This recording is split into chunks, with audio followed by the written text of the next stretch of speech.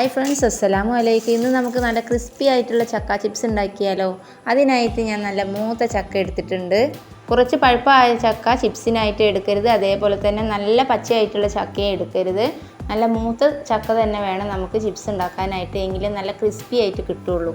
കടയിലൊക്കെ കിട്ടുന്ന ചക്ക വറുത്തതിനേക്കാളും നല്ല ടേസ്റ്റി ആയിട്ട് തന്നെ നമ്മളെ വീട്ടിൽ നമുക്ക് സിമ്പിളായിട്ട് ചെയ്തെടുക്കാം കേട്ടോ. കുറച്ചധികം ചക്ക ചിപ്സൊക്കെ ഉണ്ടാക്കി കുപ്പിയിലൊക്കെ അടിച്ച് വെക്കുകയാണെങ്കിൽ നമുക്ക് വൈകുന്നേരങ്ങളിൽ പുറത്തുനിന്ന് കടികളൊന്നും വാങ്ങേണ്ട ആവശ്യമില്ല ചായക്ക്. അപ്പോൾ ചക്കയുടെ കുരുവൊക്കെ കളഞ്ഞെടുത്തിട്ടുണ്ട്. ഇനി ഇതൊന്ന് നമുക്ക് നീളത്തിൽ കനം കുറച്ച് കട്ട് ചെയ്തെടുക്കണം.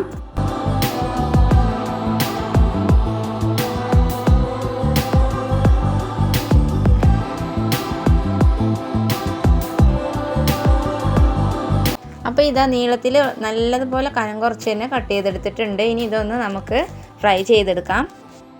ഇനി ഒരു ചട്ടി അടുപ്പിലേക്ക് വെച്ച് നല്ലോണം ചൂടായതിന് ശേഷം നമുക്ക് ഫ്രൈ ചെയ്തെടുക്കാൻ ആവശ്യമായ ഓയിൽ ഒഴിച്ചു കൊടുക്കാം. ഞാനിവിടെ സൺഫ്ലവർ ഓയിലാണ് എടുത്തിട്ടുള്ളത്. ഇനി എണ്ണ നല്ലതുപോലെ ചൂടായതിന് ശേഷം മാത്രം കട്ട് ചെയ്ത് വെച്ച ചക്ക ഇട്ട് കൊടുക്കാം. ചക്കയെല്ലാം എണ്ണയിൽ മുങ്ങിക്കിടക്കണം, ആ രീതിയിലാവണം നമ്മൾ ചക്ക ഇട്ട് കൊടുക്കേണ്ടത്. കൂടുതലായിട്ട് ഇട്ട് കൊടുക്കരുത്, അപ്പോൾ നമുക്ക് ക്രിസ്പി ആയിട്ട് കിട്ടൂല. എല്ലാം കൊഴിഞ്ഞടിയ രീതിയിലായിരിക്കും ഉണ്ടാവുക. അപ്പോൾ അതൊന്ന് ശ്രദ്ധിച്ചാൽ മതി. അതേപോലെ ചക്ക എണ്ണയിലേക്ക് ഇട്ട അപ്പോൾ തന്നെ നമ്മൾ ഇളക്കി കൊടുക്കരുത്. ഒരു മിനിറ്റ് കഴിഞ്ഞതിന് ശേഷം മാത്രം ഒന്ന് ഇളക്കി കൊടുത്താൽ മതി.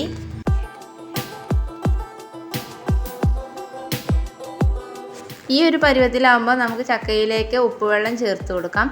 അപ്പോൾ അതിനായിട്ട് ഞാനിതാ ഒരു ഗ്ലാസ്സിൽ കുറച്ച് ഉപ്പ് കലക്കി വെച്ചിട്ടുണ്ട്. അതിൽ നിന്ന് ഒരു ടേബിൾ സ്പൂൺ നമുക്കിതിലേക്ക് ഒഴിച്ചു കൊടുക്കാം. എന്നിട്ട് നല്ലോണം ഒന്ന് മിക്സാക്കി കൊടുക്കുക. മീഡിയം ഫ്ലെയിമിൽ വെച്ചിട്ട് വേണം നമുക്കിത് ചെയ്തെടുക്കാനായിട്ട്. ഹൈ ഫ്ലെയിമിൽ വെച്ച് കഴിഞ്ഞാൽ പെട്ടെന്ന് കരിഞ്ഞു പോകും, നല്ല ക്രിസ്പി ആയിട്ട് നമുക്ക് കിട്ടൂല കേട്ടോ.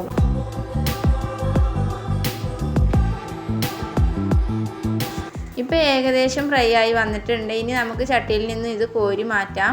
ഈ ഒരു കളറിലാവുമ്പോൾ തന്നെ നമുക്ക് ഇത് കോരി മാറ്റണം, കാരണം നമ്മൾ ഇത് കോരി മാറ്റി വെച്ച് കഴിഞ്ഞാൽ തന്നെ ഒന്നുകൂടി ഒന്ന് ഡാർക്കായിട്ട് വരും. ഇനി ഇതിലേക്ക് മഞ്ഞൾപ്പൊടി ഒന്നും ചേർത്ത് കൊടുക്കേണ്ട ആവശ്യമൊന്നുമില്ല. ഇതിന് അത്യാവശ്യം കളറൊക്കെ ഉണ്ട്. ഉപ്പ് മാത്രം ചേർത്ത് കൊടുത്താൽ മതി.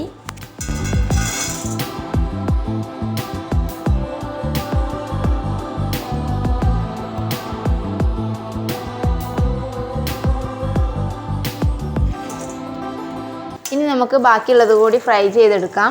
അപ്പോൾ വളരെ സിമ്പിളാണ് ചക്ക ചിപ്സ് ഉണ്ടാക്കാനായിട്ട്. ചക്ക മുറിച്ചെടുക്കാൻ മാത്രമേ കുറച്ച് ടൈം എടുക്കുന്നുള്ളൂ, ബാക്കിയൊക്കെ വളരെ സിമ്പിളാണ്. ഏതൊരാൾക്കും വളരെ എളുപ്പമാണ് ഇത് ഉണ്ടാക്കാനായിട്ട്.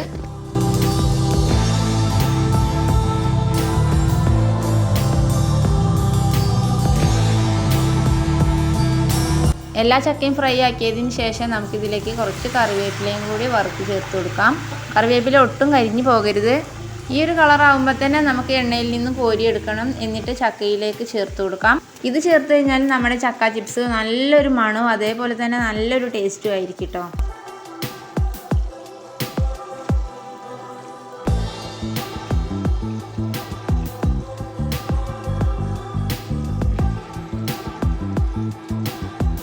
കറിവേപ്പില ചേർത്തതിന് ശേഷം നമുക്ക് ഇതൊന്ന് നല്ലതുപോലെ ഒന്ന് മിക്സാക്കി കൊടുക്കാം.